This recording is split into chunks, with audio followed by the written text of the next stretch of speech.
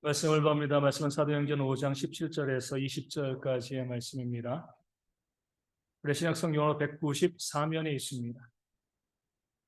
사도행전 5장 17절에서 20절까지의 말씀입니다. 제 말씀을 읽어드리겠습니다. 대제사장과 그와 함께 있는 사람, 즉 사두개인의 당파가 다 마음의 시기가 가득하여 일어나서 사도들을 잡아다가 옥에 가두었더니 주의 사자가 밤에 옥문을 열고 끌어내어 이르되 가서 성전에 서서 이 생명의 말씀을 다 백성에게 말하라. 아멘. 아멘. 사도들의 복음을 통하여서 남녀의 큰 무리가 교회에 들어오게 되었습니다. 교회가 부흥하게 되어진 거죠. 우리 예수님께서 시작했던 그 복음의 그 물결이 점점 파고가 세지면서 예루살렘의 복음으로 가득 찬 그런 귀한 역사가 일어났습니다. 이럴 때에 교회가 부흥되어지는 모습을 아주 불편하게 바라보는 사람들이 있었습니다. 누구예요? 오늘 말씀에 우리 17절은 대제사장들과 그의 이 당파들, 사두개인의 당파들. 그러니까 대부분의 이 제사장들이 이 사두개인이었습니다. 이 사두개인들이요, 교회가 부흥하고 발전하는 것을 아주 불편한 마음으로, 오늘 말씀에 있는 것처럼 어떤 것으로요? 그러니까 시기하는 마음으로 그러니까 교회의 이 부흥을 바라보고 미워했습니다. 이런 모습이 얼마 전에 우리 예수님에게도 있었잖아요. 예수님께서 예루살렘으로 올라가실 때에 사람들이요, 그 자신들의 겉옷을 펴서 그 길에 폈습니다. 그러니까 레드카펫을 깐 거죠. 나귀새끼를 타고 주님께서 그 길로 올라가서 예루살렘으로 올라갈 때 사람들은요, 호산나 하셨습니다. 이제 구원하소서. 그러니까 온 예루살렘이 예수님 때문에 시끄럽고요, 예수님을 환영하고 맞아 드렸습니다. 그때에도 이 사두개인들, 또 유대 종교 지도자들은요, 그 마음 가운데 시기가 가득했습니다. 자기들보다 더 예수님께서 인기를 얻는 것, 사람들에게 인정받는 것을 참을 수가 없었던 거죠. 그렇기 때문에 뭐 한 거예요? 그 예수님을 시기하여 십자가에 달려 죽게 한 거죠. 예수님께 죄가 없어요. 어떻게 할 수 있어요? 제3자인 로마인 이 총독 빌라도가 죄가 없다라고 이야기했잖아요. 물론 그렇게 이야기하지 않아도 죄가 없지만 재판관이 죄가 없다라고 무죄를 선고했음에도 불구하고 이 사두개인들은, 유대 종교 지도자들은요, 예수님을 시기하여서 그들이 갖고 있는 힘으로 압박하여서 예수님을 십자가에 못 박아 죽게 만들었습니다. 그런 사도개인들이 똑같은 모습을 또 오늘 본문에 보이고 있는 거죠. 사도들이 사람들에게 인기를 얻으니까 견딜 수가 없는 거예요. 시기심이 일어나가지고 그들을 어떻게 했습니까? 감옥에 가뒀습니다. 죄목은요? 없어요. 예수님과 똑같습니다. 뭐 잘못한 게 있어요? 복음 증거하고요, 병자 고치고요, 귀신 쫓아냈습니다. 그러니까 좋은 일만 했잖아요. 나쁜 일 한 게 하나도 없습니다. 그런데 단지 그 사도들이 그 인기를 얻고 교회 사람들이 많이 몰리는 것, 이것이 너무나 시기가 나가지고 질투가 나가지고 법을 어기고요, 무법하게 사도들을 감옥에 가두는 그런 모습이 본문 가운데 나와 있습니다. 이 말씀을 우리 가운데 시기하는 것이 얼마나 큰 문제를 일으키는가 먼저 우리 가운데 보여주고 있습니다. 시기하는 것이 곧 무엇으로 연결돼요? 이 죄로 연결되어질 수가 있다는 거죠. 시기하는 것은요, 다른 사람과 나를 비교하는 데서 시작이 되어집니다. 비교해보고 나보다 더 잘 나가는 것, 더 좋은 것, 이런 게 있으면 어때요? 내 마음 가운데 질투가 생기고요, 시기하는 그런 마음들이 생기게 되어 있습니다. 우리가 살고 있는 사회는요, 불완전하거든요. 그렇기 때문에 보면 어떤 사람은 정말 성실하게 열심히 일하는데도 이 가난한 사람들이 있는 반면, 어떤 악한 사람들은요, 온갖 수단과 방법을 가리지 않고 악을 행하는데 잘 먹고 잘 사는 사람들도 이 땅 가운데 있습니다. 이 사회가 불완전하기 때문에 그래요. 그런 모습을 보면 아주 악한 놈이죠. 나쁜 놈이 이 잘 먹고 잘 사는 것 보면 시기도 나고요, 마음 가운데 불편한 마음들이 생기는 경우들이 많이 있습니다. 또 어떤 사람들을 보면 내가 갖지 못한 놀라운 달란트, 은사를 정말 너무나 많이 갖고 있는 그런 사람들도 있습니다. 그러니까 부럽죠, 그렇죠? 나는 이거밖에 안 되는데 왜 저 사람은 저렇게 좋은 재능과 능력을 많이 가지고 있을까? 이것 때문에 시기하는 그런 경우들이 있던 가운데 많이 있습니다.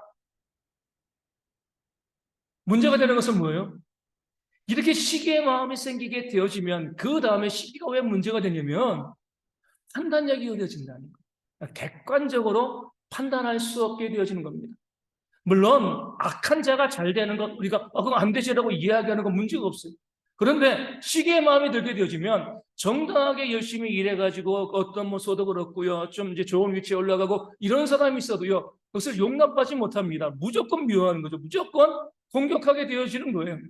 흠을 잡고요, 흠집을 내고요, 비판하고 정죄합니다. 나보다 잘났어, 능력이 있어, 이런 마음 가지고 나보다 잘 나가고 뭔가 잘 되는 사람은 무조건 미워하고 또 시기하고, 그러기 때문에 뭐예요? 예수님을 십자가에 못 박고요, 사도들 가둔 것처럼 나보다 뭔가 잘 나가는 사람들을 흠집내고 그들을 끌어내리기 위해서 온갖 수단과 방법을 가리지 않는 그런 죄를 일삼게 되어지는 겁니다. 이 시기 때문에, 시기하는 마음 때문에 판단력이 흐려지고 흐트러졌기 때문에 이런 일들이, 이런 죄악된 일들이 벌어지게 되어지는 겁니다. 이 사도교인들이 그랬잖아요. 그렇게 열심을 죽이고요, 아무런 죄도 없는 그런 사도들을 감옥에 얻었습니다. 법으로 보면 할 말 없죠. 무슨 잘못을 했습니까? 아니요, 우리가 싫었어요. 그냥 잘 나가는 게 싫었어요. 죄목이 없는 거예요. 누가 봐도요, 부끄러운 일이지만 시기가 마음 가운데 들어오면 그런 부끄러움이 없어져요. 무조건 공격하고 비난하고 정죄하게 되어 있습니다. 그런 면에서 우리가 정말 구원받은 백성이라고 하면, 나에게 믿음이 있다고 하면요, 이 시기하는 마음을 우리가 어떻게 돼요? 해야 되는 거죠. 시기하는 마음을 우리가 가지면 되는 거죠. 내가 정말 구원받았는가? 우리 알 수 있는 가장 중요한 징표 중에 하나는 이거예요. 남이 잘 될 때, 내 경쟁자가 잘 될 때, 정말 정당한 방법으로 그가 열심히 쓰고 또 수고해서 또 좋은 결과를 얻으면 뭐 해줄 수 있는 거예요? 그 사람에게 박수 쳐줄 수 있는 것이요, 정말 내가 구원받은 자인, 내 안에 시기를 억제하는 거죠. 뭐 시기가 안 날 수는 없어요. 그것을 내가 잘 절제하고 객관적으로 바라보는 그런 삶을 살아간다, 이렇게 우리가 이야기할 수 있게 되어지는 겁니다. 다른 사람에게 문제와 어려움이 발생했을 때 함께 울어주는 것, 이것도 대단한 일이지만 그것은요, 믿지 않은 사람들도 할 수 있는 일이에요. 정말 내가 믿는 사람이라고 하면 뭐 하는 거죠? 남이 잘 될 때 인정해주고요, 내가 박수 쳐줄 수 있는, 시기하지 않고요, 그 사람의 성취를 인정해 줄 수 있는, 특별히 그가 내 경쟁자라 할지라도 그가 열심히 노력해서 잘 되어지면요, 정말 잘한다 인정해 줄 수 있는 이런 모습이 있어야지 우리 시기를 누르고요, 하나님의 백성답게 거룩한 모습을 보일 수 있게 되어지는 겁니다. 그런 모습이 좀 있어야 돼요. 예전에 제가 이제 있는 이 경기도 화성의 이 안천교회에서 참 이 애매한 사건이 벌어졌어요. 막 지금도 이제 화성이 막 뭐 발전하고 있는 곳이거든요. 도로 하나를 놓고요, 한쪽은 개발되고 한쪽은 개발이 안 됐어요. 여기는 땅값이 몇십 배로 오르고 여기는 그냥 농토입니다. 근데 이 두 지역 사람들이 한 교회를 다니는 거잖아요. 마음이 어떻겠습니까? 뭐 아무런 잘못한 것도 없는데 뭐 이 사람들은 그냥 가만히 있었는데 그렇게 이제 자기가 살고 있는 지역이 개발 지역이 되어가지고요, 땅값이 오른 거고, 이 사람들은 그것이 안 돼가지고 땅값이 오르지 않은 거죠. 그럼에도 불구하고 어때요? 미워하더라고요. 이 사람들이 잘못한 게 없잖아요. 그렇죠? 뭐 나라 정책이 잘못된 것일 수도 있고 나라가 결정한 것인데, 그런 일이 벌어지니까 시기하고 질투하는 그런 일이 벌어지니까 교회가 어때요? 시끄러울 수밖에 없는 거죠. 그런 마음이 없어야 돼요.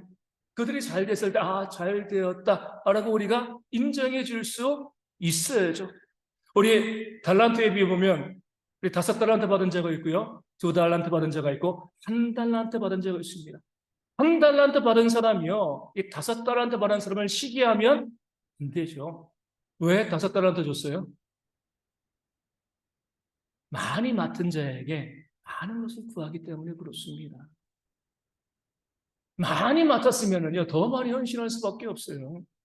내가 할 수 있는 헌신의 양이 1달란트이기 때문에 하나님이 하시고 그만큼 내게 주신 겁니다. 얼마 많이 받았는가, 이것이 중요한 것이 아니라 많이 받아도요, 그 사람은 더 많이 충성하고 헌신할 수밖에 없기 때문에 우리가 많이 받은 것에서 우리가 시기할 것이 없는 거죠. 인정해주고요, 격려하고 박수쳐 줄 수 있어야 됩니다. 사도교인들은 그러지 않았어요. 사도들이 아무런 잘못을 하지 않았음에도 불구하고요, 그냥 시기하는 마음을 가지고 그들을 미워하고 다투고 싸우고 비난하고 정죄했습니다. 결국 감옥에 가둔 것이죠. 이게 바로 시기하는 마음, 하나님을 온전히 알지 못하는 사람들의 모습이 되어집니다. 이 사도교인들도 뭐 교회 안에 있지는 않지만 이 말씀 안에 있었습니다. 구약 성경 가운데 있었으니까요. 그러니까 유대의 그 종교 가운데 있었잖아요. 오늘날로 말하면 교회 안에 있지만 우리가 다투고 싸우고 시기하고 질투하고 비난하고 정죄하는 그런 모습을 우리가 가지고 있다고 하면 우리는요, 내 구원의 모습을 한번 살펴볼 필요가 있습니다. 트러블 메이커가 되는 거잖아요. 정말 구원받은 사람들은요, 내가 낮아지고 남이 높아진다 할지라도 다른 사람이 잘 되어질 때 인정하고 박수쳐주고요, 격려해 줄 수 있는 그런 모습을 갖는 자, 그 피스메이커가 될 때, 그 신명 가운데 하나님의 은혜의 역사가 있다, 이렇게 바라볼 수 있고, 그가 구원받은 자이다, 이렇게 이야기할 수 있게 되어지는 겁니다. 이 사도교인들은 그렇게 하지 못했기 때문에 다투고 싸우고 사도들을 감옥에 가두었죠. 이 감옥에 갇힌 이 사도들의 마음이 어떻겠습니까? 어떤 마음이었을까요? 이들은요, 예수님의 십자가 죽음을 다 봤습니다. 그리고 그들이 걸어갈 길에 고난과 또 어려움이 있어야 됨을 또 잘 알고 있는 사람들이었습니다. 다 알고 있지만 막상 감옥에 갇히면은요, 두려울 수밖에 없는 거죠. 한번 풀려났다가 또 갇힌 거잖아요. 베드로와 요한은요, 그렇죠? 이제는요, 언제 죽을지 모르는 겁니다. 고난의 길을 걸어가야 된다는 것 알고 있지만 두려울 수밖에 없는 거예요. 예수님도 그랬잖아요. 이 땅에 왜 오셨어요?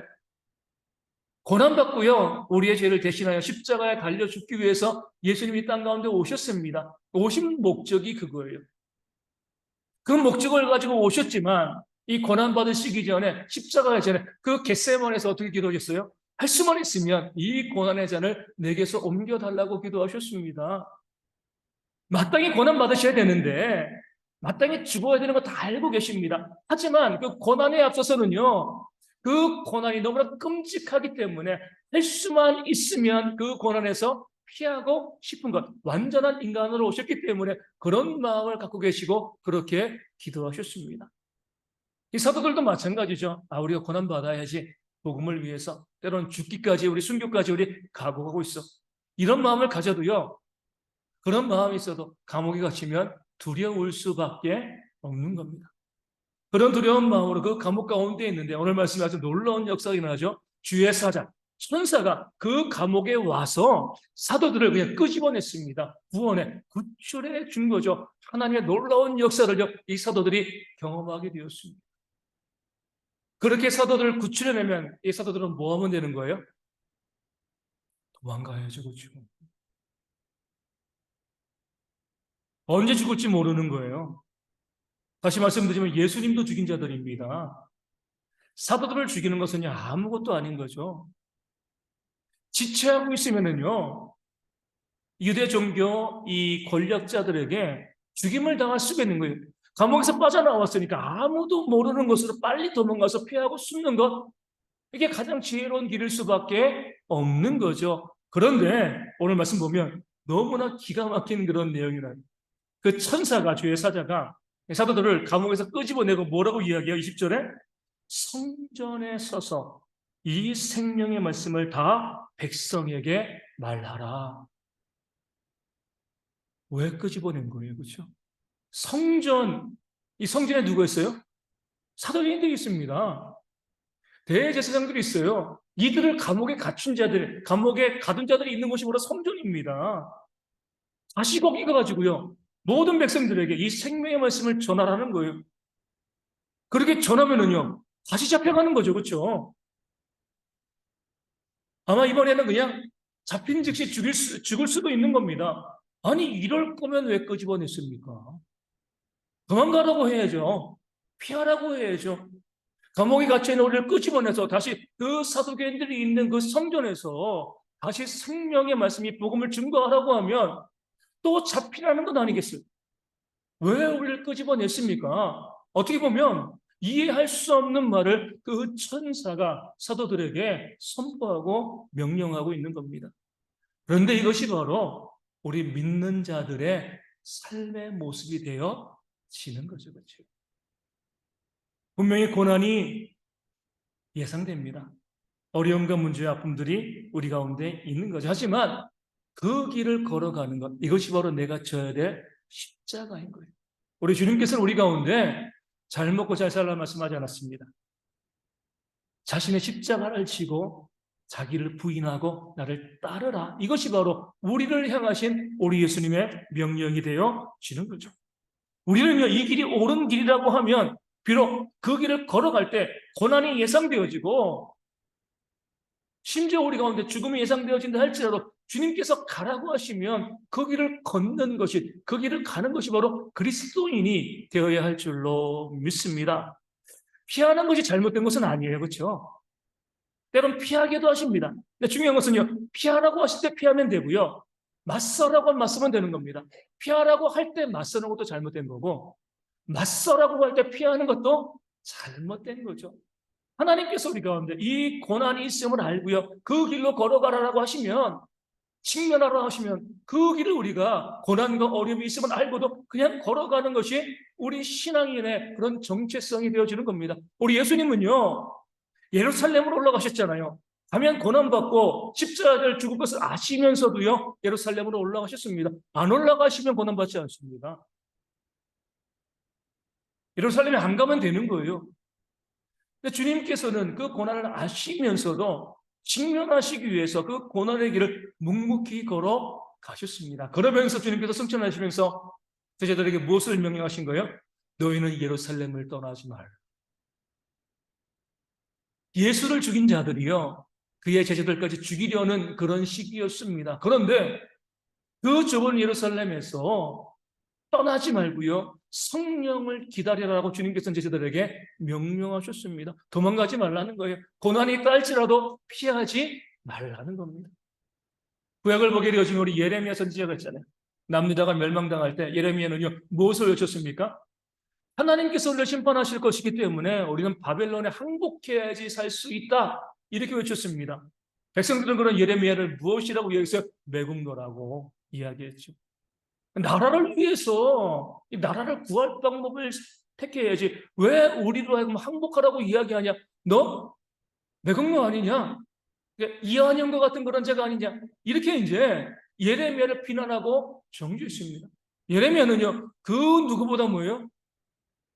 그 나라를 사랑하고 백성을 사랑하는 사람이었습니다. 눈물을 흘리면서 말씀을 증거한 거죠. 그가 선포한 메시지가 정말 그 마음에도 들지 않았지만, 그것이 그로 하여금 고난받게 하는 그런 메시지였지만 하나님의 말씀이었기 때문에 그 고난을 예상하고 고난을 각오하면서 감옥에 갇히면서까지도 너희가 항복해 살 수 있다, 이 말씀을요, 그런 백성들에게 선포했습니다. 이게 바로 믿는 자들의 모습이 되어지는 겁니다. 뻔히 보이는 거예요. 모르는 거 아니에요.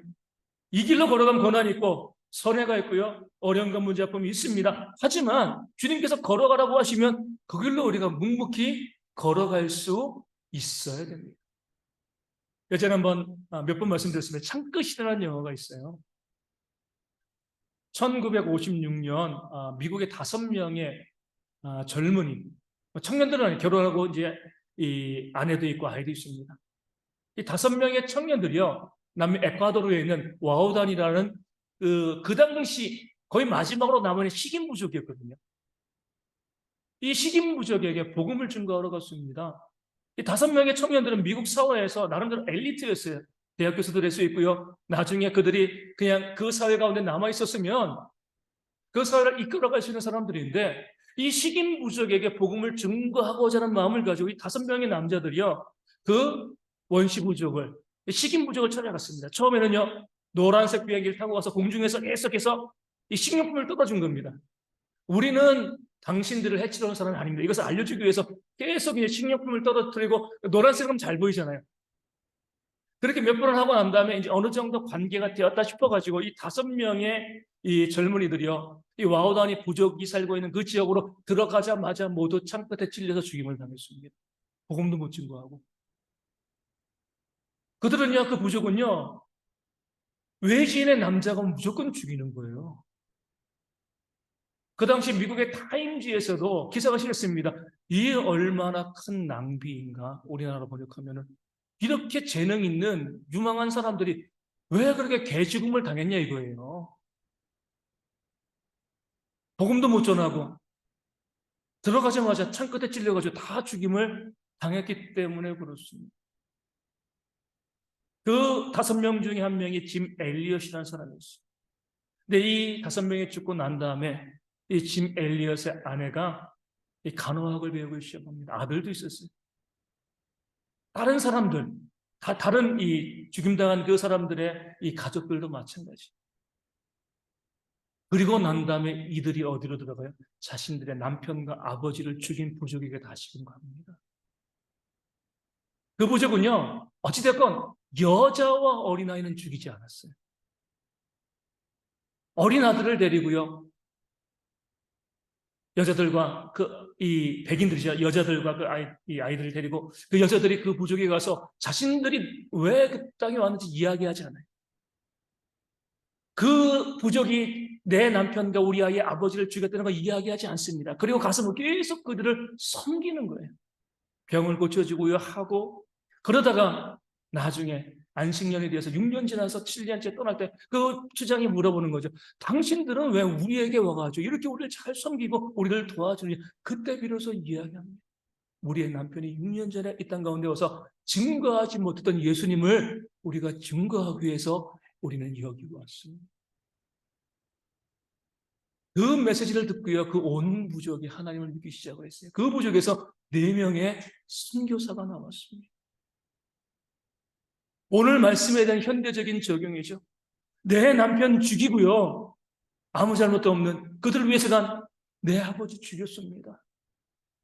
얼마든지 미워하고요, 원수로 생각하고 그들 적대시할 수 있지만 다시 그들 앞에 선 겁니다. 감옥에서 빠져나온 그 사도들이 다시금 그 성전 앞에서 복음을 증거하기 위해 선 것처럼 그 아내들과 그 아이들이요, 자신의 남편과 아빠를 죽인 그 사람들 앞에 서서 그들을 섬기고 그리스도의 복음을 증거하죠. 그럴 때 복음의 놀라운 역사가 일어났습니다. 얼마나 힘들었겠어요. 내 남편을 죽이고 내 아빠, 내 아이의 아빠를 죽였는데, 하지만 복음으로 무장된 그들은 그들을 용서하고 그들을 사랑하고 그들 가운데 하나님의 놀라운 역사를 만들어낸 것이죠. 오늘 우리도 마찬가지입니다. 이렇게 우리가 거룩한 삶을 살지 못한다 할지라도 우리가 믿는 자라고 하면, 구원받은 백성이라고 하면, 우리가 하나님께서 우리의 삶 가운데 원하시는 그 삶을 걸어갈 때, 그 고난의 길을 걸어갈 때 우리가 피하지 않고요, 묵묵히 그 길을 걸어갈 수 있는 그런 믿음이 우리 가운데 있어야 할 줄로 믿습니다. 우리 그리스도 예수 안에서 경건하게 살고자 하는 자는 어떻게 된다고요? 잘 먹고 잘 살게 된다? 아니죠. 해를 받으리라. 성경에 말씀하고 있습니다. 예수님 안에서 너희가 경건하게 바른 삶을 살기를 원하느냐? 너희 삶에 박해가 있을 것이다. 성경이 우리 가운데 말씀해주고 있습니다. 그것을 알면서도 뭐예요? 우리는요, 경건한 삶, 거룩한 삶을 살아가게 되어지는 겁니다. 우리 주님 말씀하십니다. 의를 위하여 박해를 받는 자는 뭐예요? 복이 있다고 했습니다. 어떤 복이요? 천국이 너희의 것입니다. 너희가 구원받은 자이다. 하나님의 나라가 너희를 위해서 예비되어 있다는 겁니다. 하나님의 복음을 위해서, 바른 길, 옳은 길을 위해서 우리가요, 고난받고 박해받는 그런 삶을 우리가 피하시면 안 되는 거죠. 그 길을 직면하고 또 묵묵히 걸어 나가는 것이 우리 신앙의 모습이 되어지는 겁니다. 그렇다고 우리가 뭐 죽으러 가자는 거 아니에요, 그렇죠? 우리가 믿음의 올바른 길, 의의 길을 걸어간다고 해가지고 우리가 지금 뭐 감옥에 갇히거나 이렇게 되어지는 것도 아닙니다. 그런 박해는 앞으로 있을지 모르지만 지금은 우리 가운데 존재하지 않습니다. 우리가 받아야 될 그런 고난과 그 박해, 그것은요, 우리의 삶에서 우리가 오늘 말씀에 나와 있는 것처럼 시기하지 않고요, 나보다 잘 되는 사람이 있을 때 그를 위해서 박수 쳐주는 그런 삶을 살아가는 것입니다. 이것이 바로 우리 가운데 고난이 되어지는 거죠. 내 물질과 내 시간과 내 삶을요, 내 이웃을 위해서 기꺼이 내가 나눠줄 수 있는 것, 이것 또한 고난과 박해가 되어지는 겁니다. 원수를 사랑하는 것도 고난과 박해가 되어지고요, 용서하는 것도 고난과 박해가 되어지는 거죠. 아무나 할 수 있는 것이 아니에요. 고난의 길이 되어질 수밖에 없습니다. 100데나리온 빚진 친구가 있습니다. 1,000,000원이잖아요. 그렇게 1,000,000원 빚진 친구가 있을 때 그를 감옥에 쳐넣는 것이 아니라 그의 손을 잡고요, 위로하고 격려해 줄 수 있는 그런 마음을 갖는 것이 우리가 이 시대에 받아야 될 그런 박해의 모습이 되어지는 거죠. 내가 더 낫게 보이고요, 내가 더 시장에 좋게 보여도요, 그렇지 못한 성도들의 발을 씻겨주고요, 그들의 종이 되어서 그들을 섬길 줄 아는 그런 마음을 갖는 것, 이것이 바로 우리가 받아야 될 고난과 박해가 되어지는 겁니다. 우리의 죄된 본성을 어기고요, 우리 주님을 닮아서 철저히 섬기고 사랑하고 나누는 그런 삶을 살아가는 것, 이 힘들고 어려운 고난의 길을 걸어가는 것이 하나님께서 지금 우리 가운데 원하시는 그런 박해의 모습, 고난의 모습, 의를 위해서 박해를 받는, 천국을 소유하는 그런 성도들의 모습이 되어지는 줄로 믿습니다. 영생은요, 너무나 가치 있는 거예요. 우리의 모든 것을 다 드려서도요, 살 수 없는 것이 영생이잖아요. 거저 얻으려고 하지 마세요.